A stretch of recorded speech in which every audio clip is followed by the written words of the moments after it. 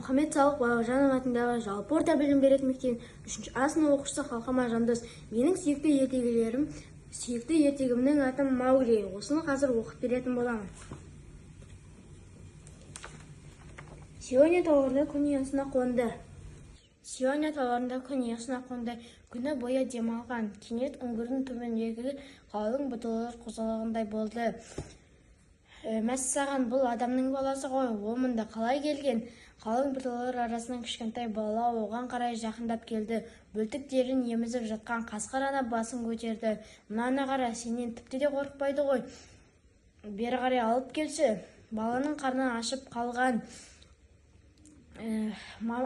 Қасқыр ананы емізіп алды. Өзің ештеңеден қорықпайтын сияқтысың ғой. Бүгіннен бастап Маугли деп атайтын боламыз. Міне, қазір де ол Маугли көре салып, Шерхан осы үңгірге табаки ұрланып кірді. Міне, қазір де ол Маугли көре салып, Шерхан осы төңірекке аңға шығатын болды. Қасқырлар кімде-кім аңға шығатын орын ауыстырса, ол осы мекендеушілерге айтуы тиіс еді. Баланы маған беріңдер, ол менің олжам, деді Шерхан. Бала, менікі естіп тұрсың ба?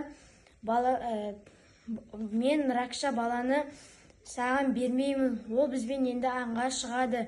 Енді осындай қылығы үшін Шерханды ешкім ұнатпайтын.